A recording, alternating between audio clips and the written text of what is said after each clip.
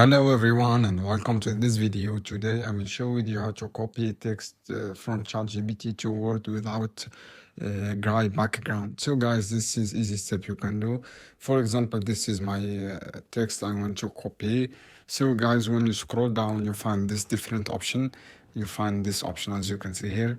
Click this one, copy. Don't copy of this method, guys. Copy direct from this option and go to your Word as you can see here, and after that wait and click copy, and this is your text, guys. Just was copied successfully without any noisy background or something like this. This is how you can do, guys. I hope this video helpful for you. Then don't forget to subscribe and like and share this video for more content, and see you on another video soon. Keep watching, guys. Any question, guys, down below in comments, and I will happy to answer your question as soon as possible.